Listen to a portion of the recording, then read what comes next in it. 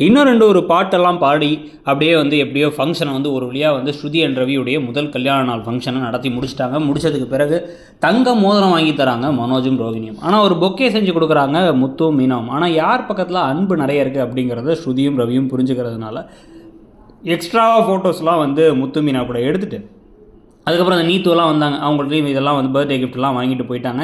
இது நல்ல ஒரு பிரச்சனை பண்ணலாங்கிற ஒரு முடிவோடு வந்து வந்தார் கிட்டக்கையே வந்து ஸ்ருதியோட அப்பா கிட்டே வந்தோடனே டக்குன்னு முத்து வந்து எனக்கு உங்களுக்கும் ஆகாது, நான் விலகிக்கிறேன்னு விலகி போயிட்டார். விலகி போனதுக்கப்புறமா ராத்திரி வந்து பார்த்திங்கன்னா எல்லாருக்கும் தேங்க்ஸ் சொல்லிவிட்டு இந்த ஒரு ஃபங்க்ஷன் நடந்ததுக்கான முக்கியமான காரணமே மீனாவுக்கு தான் நாங்கள் நன்றி சொல்லணும்னு சொல்லிட்டு என்ன பண்ணுறாங்கன்னா மீனாவுக்கு ஒரு ஸ்மார்ட் ஃபோன் வாங்கி தராங்க ஸ்ருதியும் ரவியும் சேர்ந்து. இவ்வளோ மாதிரி நல்லவளாக எனக்கு நடிக்க தெரியாது அப்படின்னு வந்து ஓவர் ட்ராமா போட்டுட்ருக்காங்க ரோஹிணி. நீங்கள் முதல்ல நல்லவங்களாக நடிக்கிறது கூட உங்களுக்கு வந்து தெரியும் அப்படிங்கிற சொல்ல தேவையில்லை நீங்கள். ஏன்னா வந்து அது எப்படி அந்த ஒரு நல்லவங்களாக இருக்கணும் அப்படின்னா வந்து எந்த மாதிரி நடந்துக்கணும், எந்த மாதிரி பேசணும், எந்த மாதிரி ஒரு எம்பத்தி தேவைங்கிறதே உங்களுக்கு தெரியவே தெரியாது. நமக்கே தெளிவாக தெரியும்னு வச்சுக்கோங்க.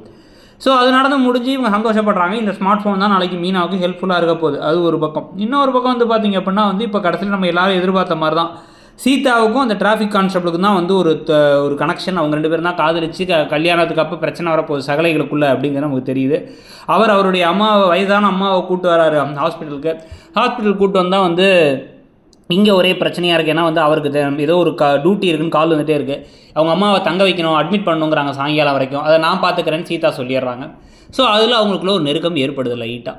ஸோ இதுக்கு நல்லா சிட்டிக்கிட்ட போய் வந்து வார்னிங் கொடுக்குறாங்க ரோஹிணி. இதுக்கப்புறம் வந்து கொஞ்சம் கேர்ஃபுல்லாக இருங்க, இந்த முத்து உங்கள் மேலே சந்தேகம் வந்துருச்சு, சத்யா அவங்கள பற்றி விசாரிச்சாங்கலாம் தெரிஞ்ச உடனே அதெல்லாம் நான் பார்த்துக்கிறேன், அந்த சத்யா உள்ளே தள்ளிடலாம் அப்படின்னு பேசிகிட்டு இருக்காரு. ஸோ இதெல்லாம் பற்றி நீங்கள் என்ன நினைக்கிறீங்கிறத சொல்லுங்கள். அப்படியே கீழே இருக்க ஷாப்பிங் ஐக்கானை கிளிக் பண்ணி வேலண்டைன்ஸ் டே ஸ்பெஷலுக்கு நிறைய ஆஃபர்ஸ் ட்ரெஸ்ஸுலேருந்து ஜுவல்லரி வரைக்கும் மிந்த்ரா ஃப்ளிப்கார்ட்டில் போயிட்டுருக்கு. பிடிச்ச ப்ராடக்ட்ஸை கிளிக் பண்ணி பர்ச்சேஸ் பண்ணிக்கோங்க. தேங்க்யூ.